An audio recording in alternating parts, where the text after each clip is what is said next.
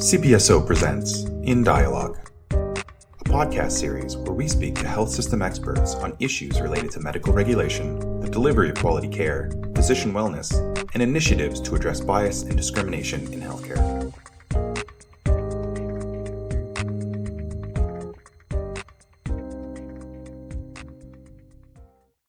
Hi, and thanks for joining us in Dialogue.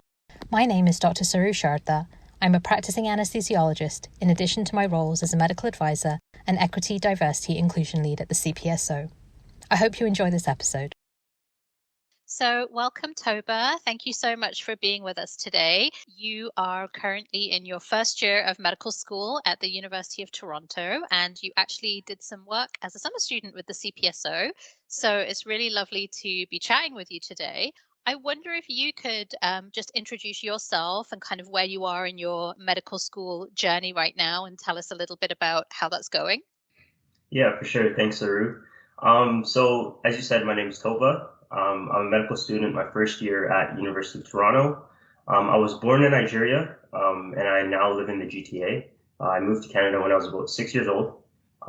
Some things I really love to do, I love to play basketball. I'm really passionate about community service. And I love to be with friends and family. So first year has been going really well.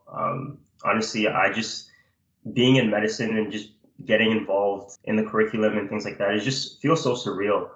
And for me, I think the biggest takeaway is just really being in the moment and learning to kind of love the process, because it can be so hard going through medical school and even just as a first year. But just trying to remain present and remind myself that I kind of chose this for myself and this is the career I want for myself has been important, and it has been like a way to revive that joy for sure. So yeah, that's kind of how it's been going.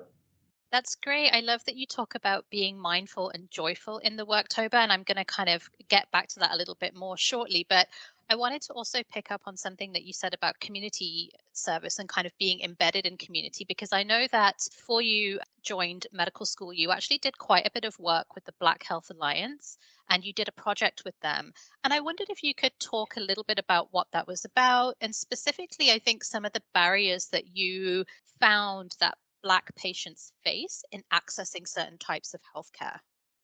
Yeah, for sure. So the Black Health Alliance is essentially a community organization that tries to improve and kind of uphold the well-being and the health of the Black community, specifically in Toronto.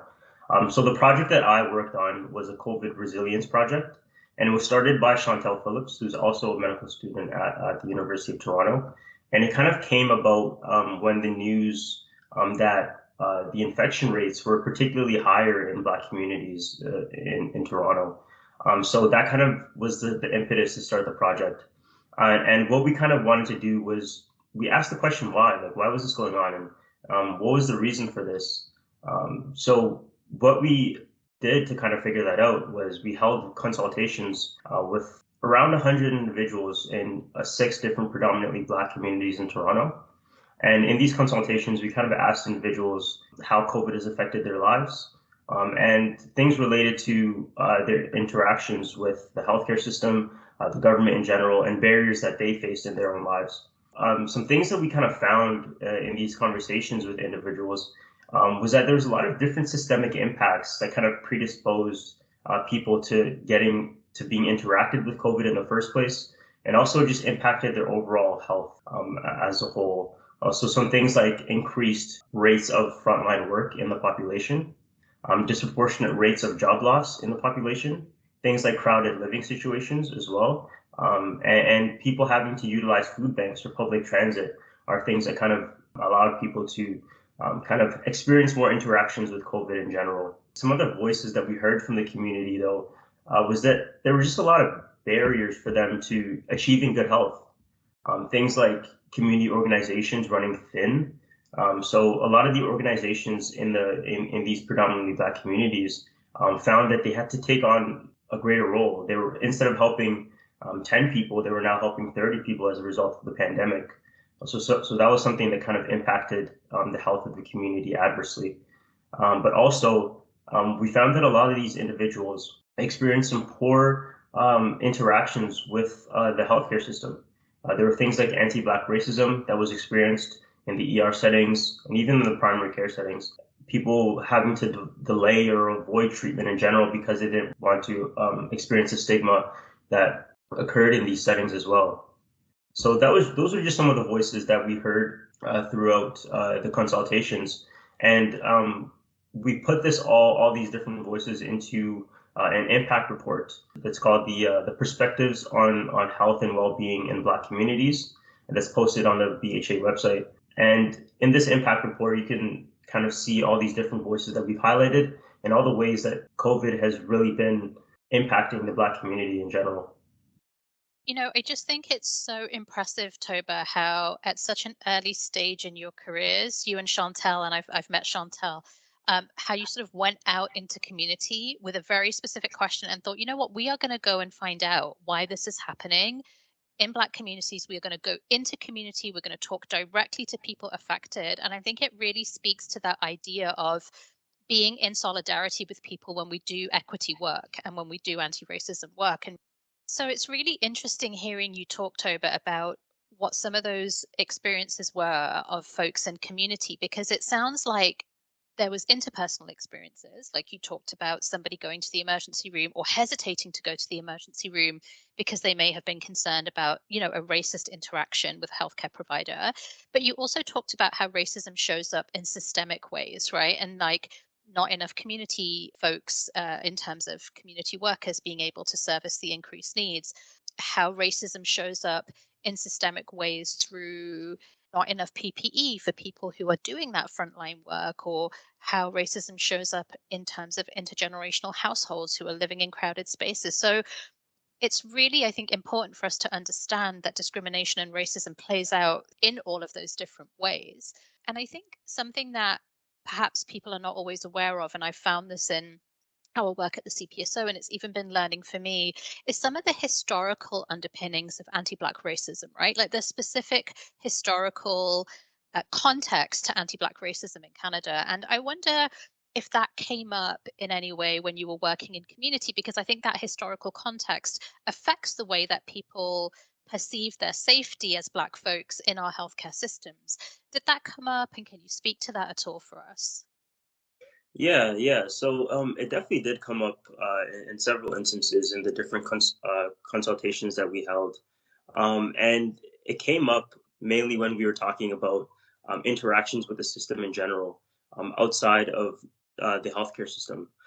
So yes, we had these conversations where individuals kind of did delay and avoid care, primary and emergency care. But then also there was also just an element of distrust in not only the healthcare system, but also from the government. A lot of individuals felt that they couldn't really trust the messaging behind COVID. They felt that they couldn't really trust what was going on in terms of restrictions, in terms of all these different interventions to kind of curb COVID.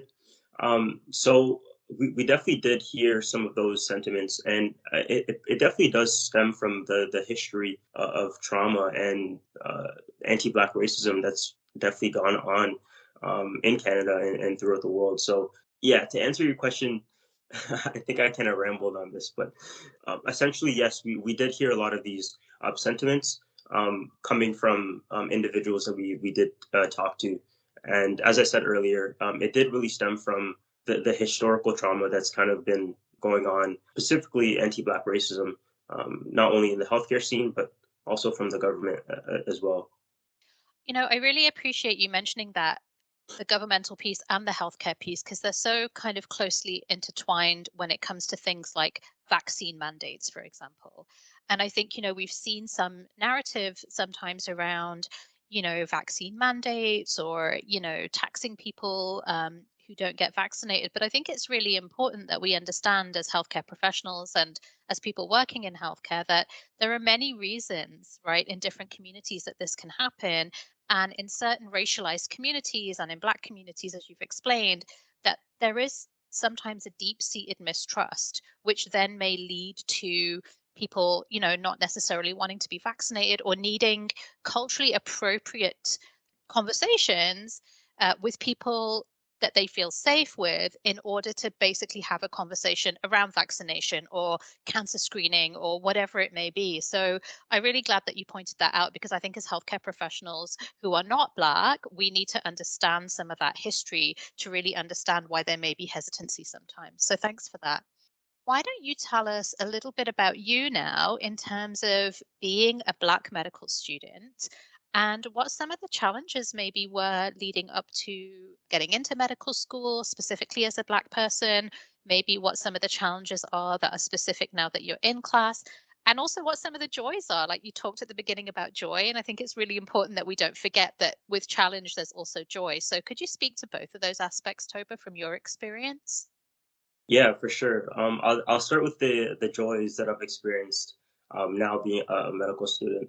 So medical school was something that I've always kind of wanted to do, even like since elementary school. I've always had a love for science. I've always had a love for people, and I found that medicine really just intersected both of those different passions of mine really beautifully. So just even getting into medical school felt so surreal, and I'm still kind of riding on that joy. I'm now into my first year, but I definitely think that's one of the biggest joys is just that feeling of finally being in the profession and finally breaking through. Because as we all know, it's a really tough profession to get into. There's a lot of barriers that people face just getting into the profession. So there's a lot of joy that comes from just breaking through initially. But another significant joy that I'm feeling, specifically now being a first year medical student, is just having that unique perspective compared to my peers. So there has been a lot of advancements in diversity in medical schools throughout the country, but it is still there's still a lot to be done. There's still a lot to be done. And I find that it's very fulfilling for me to have that different experience and that different background and to inject some diversity into the class through the different spaces that I step into. But also, there's a lot of joy knowing that a lot of different allies are now carrying these different same beliefs that it's important to have equity and diversity initiatives in the classroom. So it's really joyful to see a lot of people taking up that mantle as well. And also it's just really nice to see other people looking like me, and it's just nice to connect and feel safe, and everyone just vibing together as a whole class and as a whole group of new medical students. So I think that's been some significant joys so far. On the flip side, some challenges though are just kind of getting comfortable with sometimes being the only Black person in the room. I think that has been something that I've kind of noticed since my undergrad years, and I'm still working towards getting comfortable in that feeling, and being able to express myself in that kind of environment. But also, kind of being unaware of the stigmas of people around you is something that I think has been a challenge as well, because when you're kind of the only or one of the few Black students in the class, you don't really know how other people are kind of perceiving you or perceiving your presence. So it can be a challenge to kind of navigate that. But also, I found some joy in kind of, as I said earlier, finding a lot of allies in the program and really sticking together and having that safe space to kind of converse freely and express yourselves freely and things like that. So yes, there's been a lot of joys, there's been a lot of challenges, but I think I've been kind of learning to navigate both sides very well. Yeah, it's so interesting, Toba, when you talk about being the only Black person in a room. And, I'm going to be talking to you shortly a little bit about how women sometimes feel like that, right? We have a lot more women in medicine now, but sometimes at leadership tables, especially, we can be the only person in the room, and what some of those similarities are. But I think that sometimes when folks have never been in that position, so, I'm rarely the only South Asian person in a room, in medicine. At leadership tables, sometimes, yes, I'm the only woman of color, but often, that's not something that I've experienced. And so I think it's really important for people to hear that that can be a challenging place to be, right? Like it can be hard when you're the only person, the only Black person in a room, or the only queer person in a room, or the only disabled person in a room. And I think it's really important for those of us who have privilege, who've never been in that position, to really think about that and think about what that means. And as you said, how we can be allies. So can you talk a little bit about allyship then? Because I think it's really important, and you've underscored how that's been important for you. Um, What are some of the practical ways that you have found people have demonstrated allyship to you as a Black person? And what are some of the ways that you feel you would like allyship to be demonstrated? Can you talk about some of the practical ways that you've seen that happen or that you would like to see it happen? Yeah, definitely. So as I kind of mentioned, allyship is something that is growing, and it's really refreshing to see a real group of people that are really caring about diversity and pushing forward these agendas. And for me, I think something that really sticks out when I see really good allies are people that not necessarily know like the information or know have knowledge of what the other people are experiencing, but they have a willingness to learn and they have a willingness to listen, which is something that I find that is really, really important. So of course, we're not going to understand how someone that's disabled is feeling or someone that's queer is feeling, but we all have to have that willingness to kind of understand what that person is going through. So I think that's something that's very practical that we can all do.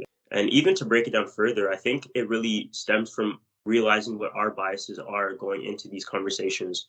I think kind of first checking ourselves and asking questions to ourselves and really reflecting, like, do I carry these beliefs and do I stigmatize other people? And from then we can kind of recognize what our biases are, and then we can kind of approach these conversations with people that don't look like us in ways where we're trying to be understanding, we're trying to leave our biases at the door and learn from people. Yeah, I think what you're saying is so important because it's so critical in our patient interactions, isn't it, as healthcare providers, that A, we become aware of our biases. I think for a long time there's been this narrative in medicine that, the doctor is objective and the doctor is neutral. And I think we understand now from all the literature out there that we all have bias. And really, as you said, it's about how do we become aware of it? How do we go into a conversation where we understand that we don't know everything about that person's experience, right? So, this idea of cultural humility.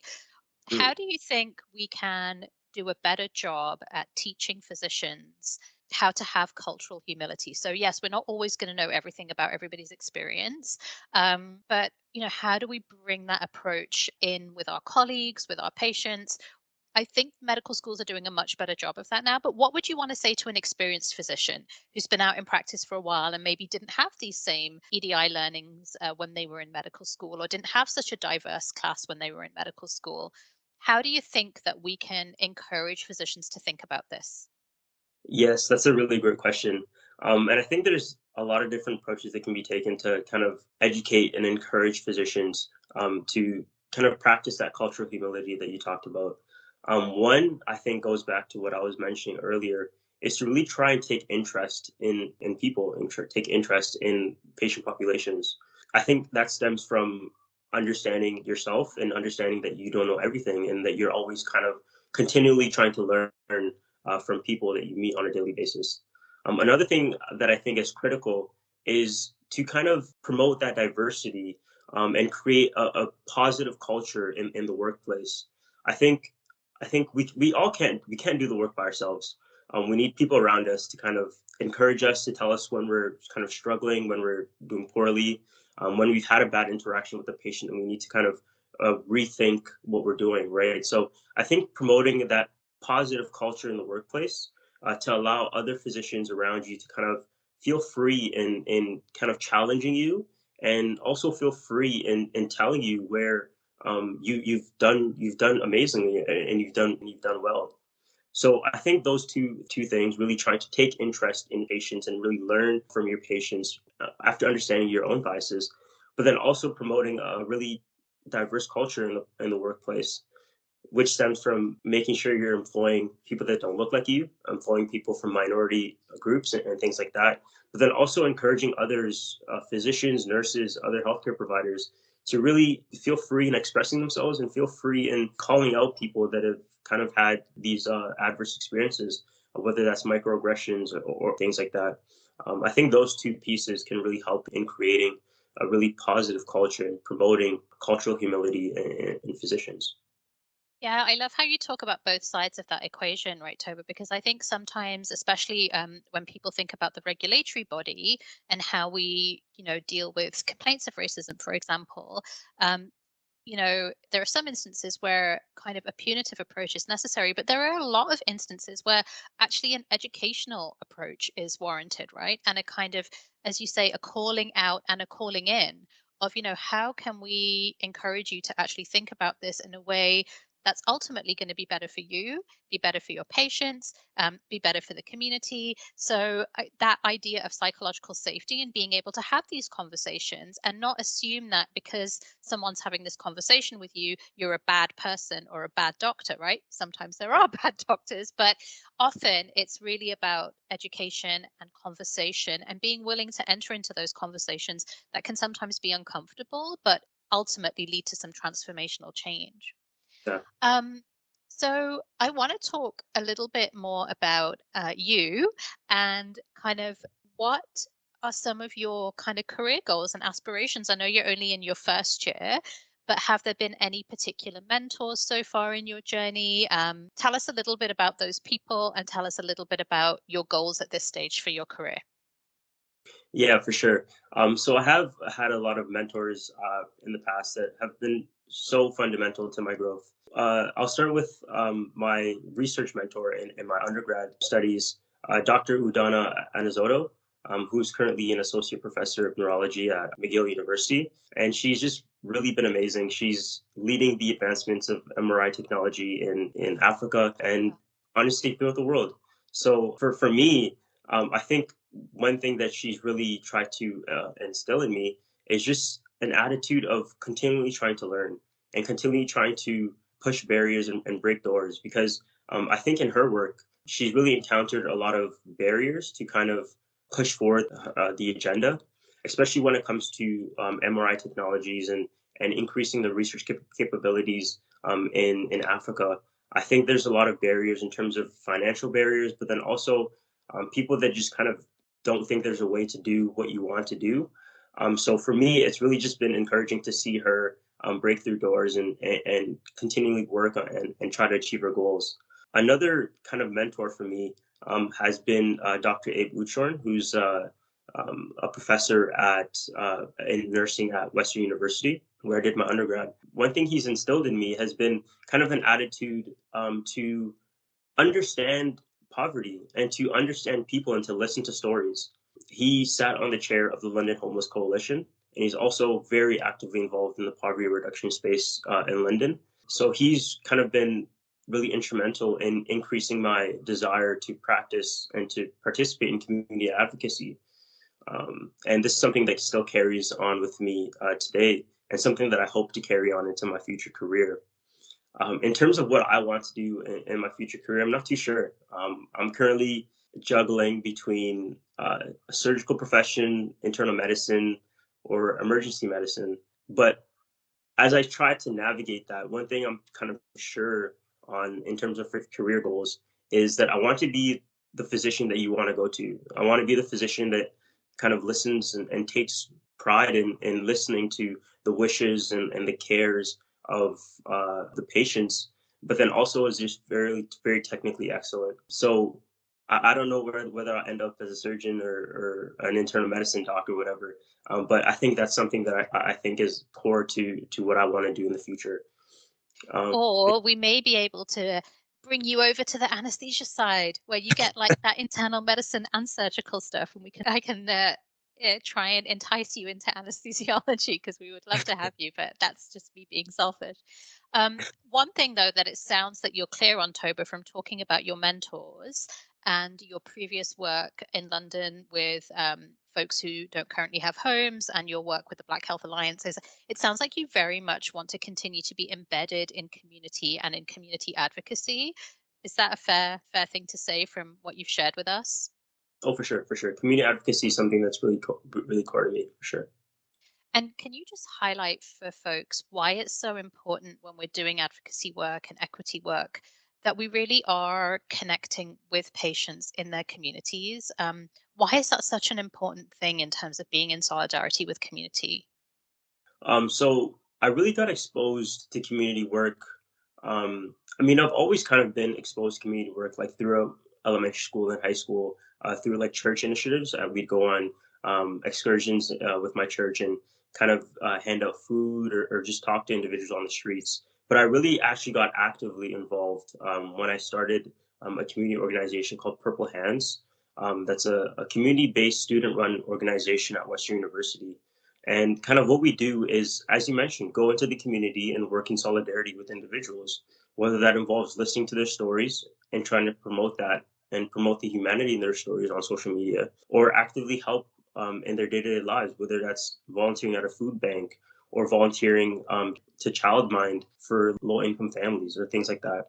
So I think solidarity with these individuals is extremely important because one, it shows that you care, and I think that solidarity piece for me, what sticks out is a passion for the work, but then also a commitment to go again and to go again and to not just see it as like a one-off experience, but to allow those experiences to impact your own lives, but then also obviously provide help and whatnot to the individuals that you're reaching out to. Yeah, so you're really talking about relationship building, right? And it's not like, okay, I'm coming here and then this is going to go on my CV, but this is actually a relationship that I'm building with community. And then I'm taking that back into my work as a physician, or for us at the CPSO, reaching out to communities when we're making policy or when we're thinking about our complaint system or any of those things, right? Like it really translates from this very deep interpersonal interaction that you're having with people in the community to actually then thinking about systems change. Like those two things are very closely linked. Yeah, 100%. And I think it's not really a one directional arrow, like you mentioned. It goes both ways because through interacting with community and through listening to the stories of individuals that you're reaching out to, then you start to build an array of ideas in your head as a physician or as a policymaker of these different voices and these different ideas and perspectives that really inform your work and really inform the way you interact with patients in the clinic or the way the policy is carried out.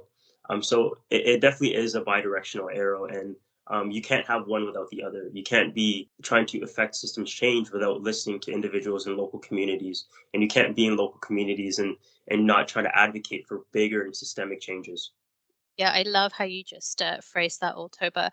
So I'm going to just ask you a couple of questions now about the pandemic and how it must be to be in your first year of medical school, really exciting time, really intense time, but have to kind of be now navigating online versus in person. Now you're online again. How has that been for kind of yourself and your colleagues in terms of your health and your mental well-being as you navigate all of that along with the navigation of the baseline, workload of being a first year medical student? Yeah, thank you for that question, Saru. It's been really tough, honestly, amongst the whole student body. For us, I think one word that really sticks out, especially for me, is just disappointment. And coming into the year, we really thought that, COVID was getting better. We'd be transitioning to more of an in-person learning environment. And then all of a sudden, there's this huge wave four, and we're back into lockdown. So it kind of feels very disappointing. But obviously, the faculty are trying their best to accommodate our needs, and we're trying to get through the situation as well. I think for us, it really is just rolling through the punches and trying to take on the workload as best as we can and move forward. I'm very optimistic that we'll hopefully be transitioning to a more stable in-person learning environment soon.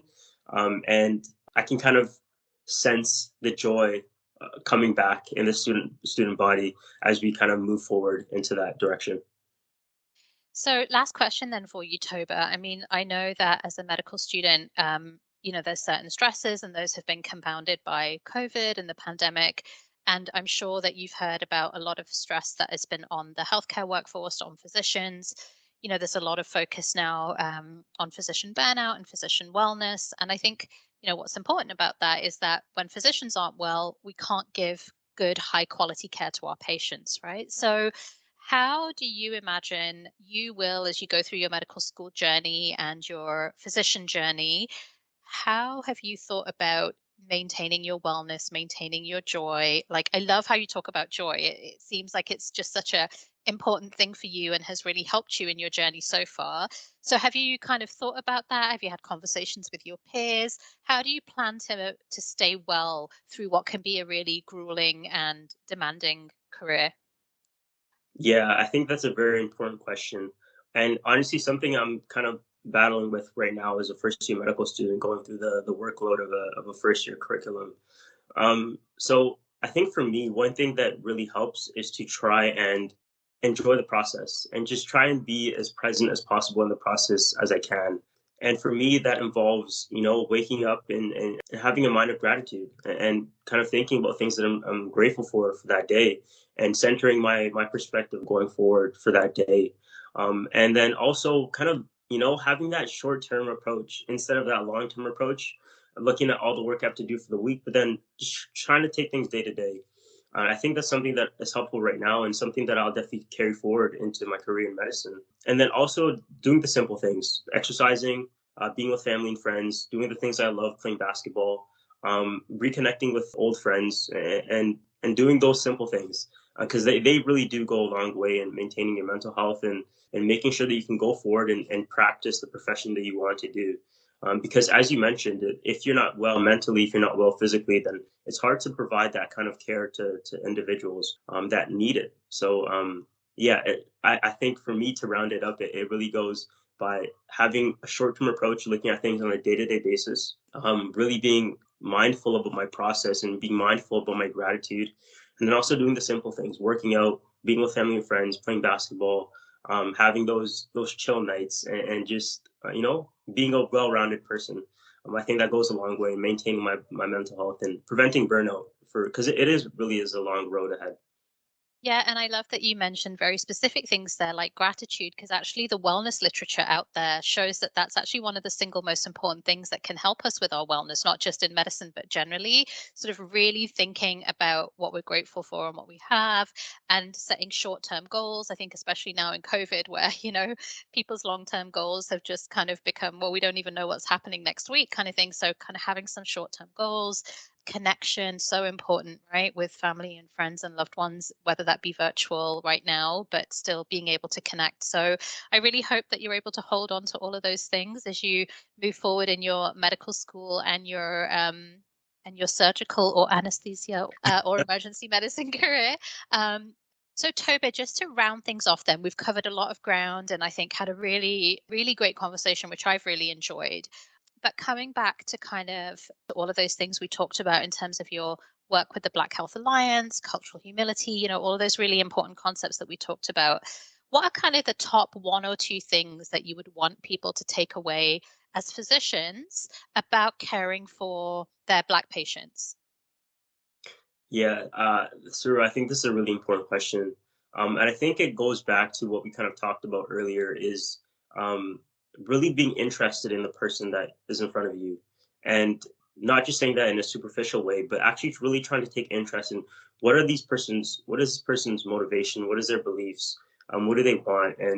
And really seeing them as the person that they are and the humanity in that person. I think also recognizing your bias is really important to ensure that you're not making any assumptions going into these conversations. And then also trying to put in that work in trying to reframe your beliefs, whether that's having difficult conversations with individuals, whether that's going out into the community and trying to interact with individuals, and really doing that in-house work and working on yourself. Because as a physician, obviously you're going to see a very diverse range of people, especially in Ontario and specifically Toronto, where it's a very multicultural community. So it's really important to build up to realize your biases, to take interest in the person that you're interacting with, and then promote that diversity and that positive culture in the workplace. And I think those things altogether will serve physicians really well going forward and help promote a very equitable and diverse workforce and physician workforce in Ontario. Thank you so much, Toba. Those diversity of perspectives and what we gain from them is really invaluable. So thank you for your time. It's really exciting that we have folks like you who are the future of our profession. And we'll talk to you again, I'm sure. I think we're going to link your report with the Black Health Alliance and very much encourage folks to look at that. So we will do that for sure. Take care, and thanks again for your time today. Thank you for having me, Saroo. Thank you for joining us. Please visit CPSO Dialogue for more in-depth discussions about healthcare.